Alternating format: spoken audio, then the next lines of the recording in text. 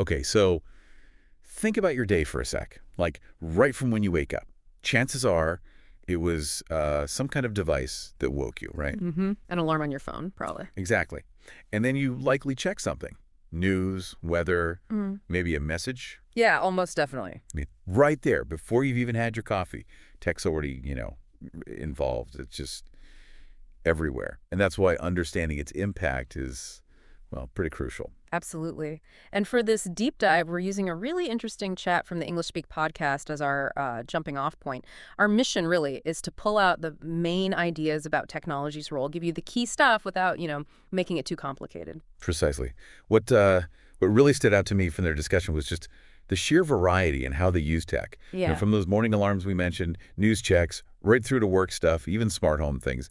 It just shows how many sort of facets there are. And it's a good prompt, isn't it? As we talk about their experiences, maybe think about your own tech habits. Where does it fit in? What's it doing for you? Or maybe to you. Okay, so let's kick off with something universal. Convenience.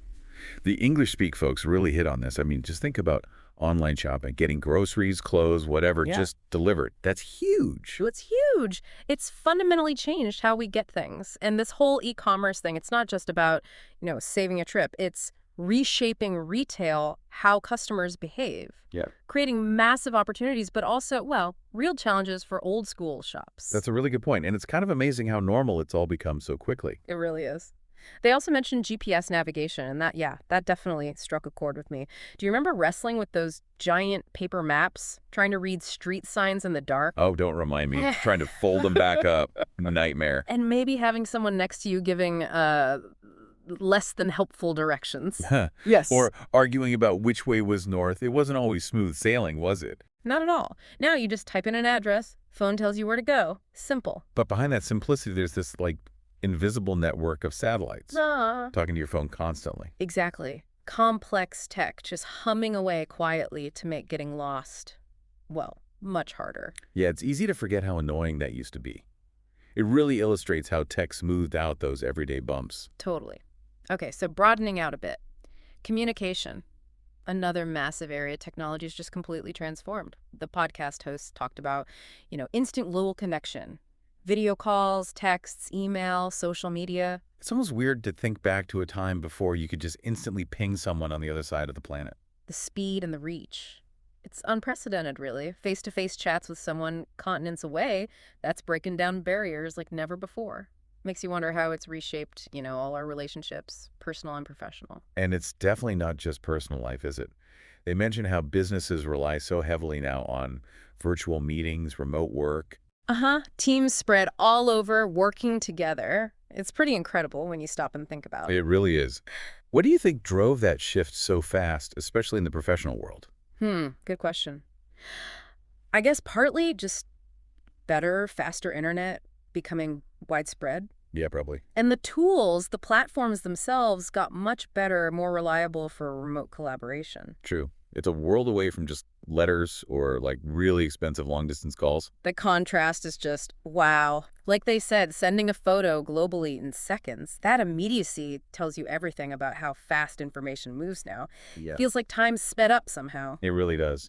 Okay, let's pivot again. Education. Another area the podcast flagged as being revolutionized. Online courses, YouTube tutorials for everything, language apps. The amount of stuff out there is just staggering. Yeah, what's really interesting there is how it sort of levels the playing field, democratizes knowledge. The internet's basically this giant searchable library open to almost anyone, anywhere. Yeah. That's powerful. Like they put it, if you've got internet, you can learn pretty much anything from anywhere. That's incredibly empowering. It is. And, recent events really hammered home how vital online learning became. It forced this super rapid adoption, showed the good and, well, maybe the not so good parts of remote education. Definitely. And, it was interesting they even brought up podcasts like the one they were doing and this one right now as a type of technology that helps with learning, language, general knowledge. It's super accessible. Absolutely. Audio, it fits into people's lives. You can listen while you're commuting or cooking or whatever. It's flexible in a way sitting down with a textbook isn't always. Okay, moving on. Let's talk health and fitness. Yeah. That's another space tech is really getting embedded in. The podcast mentioned fitness trackers, workout apps, even remote doctor visits, telemedicine. Yeah, this whole integration of tech into health feels like a big shift towards maybe more personalized and proactive healthcare. Those gadgets, tracking steps, heart rate, sleep, they give you actual data about your own body that can empower you to make better choices, hopefully. And telemedicine, wow. Especially for people in remote areas, right? Yeah, Being able to see a doctor without traveling hours, that's potentially life-changing. for sure. It could really boost healthcare access for underserved communities. Plus, it's just convenient for, routine check-ins. They also mentioned apps for things like medication reminders, even tracking mental well-being. Yeah. It feels like tech is becoming a sort of health partner. That's a great way to put it. It's not just physical health anymore. We're seeing more tools aimed at supporting mental and emotional wellness too, providing resources that just weren't easily available before. Right. But it's not all sunshine and perfectly tracked steps, is it? The English speak hosts were careful to bring up the downsides too, Potential to do that, yeah. like excessive screen time. They talk about eye strain, bad Yeah. posture, messing with your sleep. Yeah, being glued to screens without breaks isn't great. It has those physical impacts, definitely, but it can also affect mood, stress levels, sleep quality. And they flagged social media specifically. How it can sometimes crank up stress and anxiety, that comparison trap. Oh, absolutely. The curated perfect lives we often see online. It's easy to compare your messy reality to that and feel, inadequate or anxious. It's a known issue. And then there's the big one, online privacy.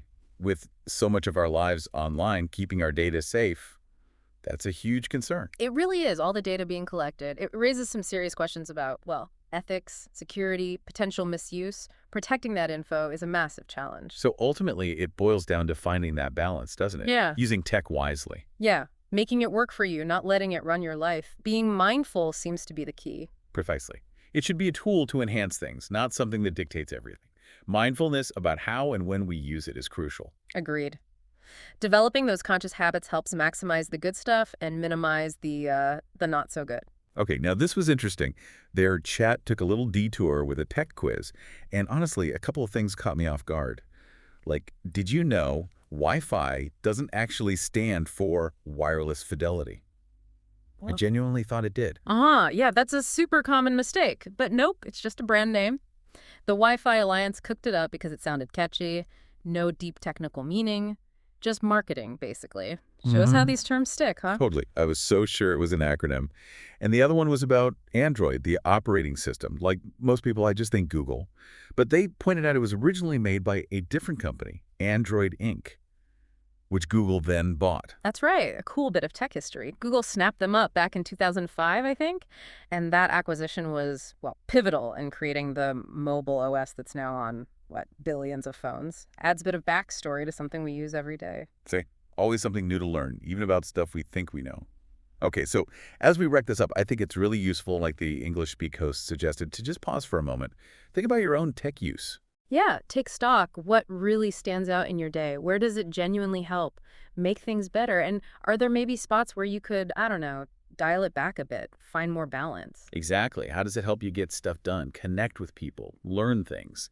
And, flip side, how do you manage the downsides, that pull towards endless scrolling or the privacy worries? These are really the questions we all need to ask ourselves, navigating this digital age. Being aware is definitely the first step to using tech well. So maybe here's a final thought to chew on. Given how fast everything changes, how might these areas, convenience, communication, education, health, look completely different in the, say, not too distant future? Ooh, that's a good one. Like beyond just the next shiny gadget, how might the fundamentals of how we live, connect, learn, and stay healthy be reshaped by what's coming next with technology? That really pushes us to think bigger, doesn't it? Beyond the present day and into the longer term implications. It reminds us we're not just passively accepting these changes, we're part of shaping what comes next.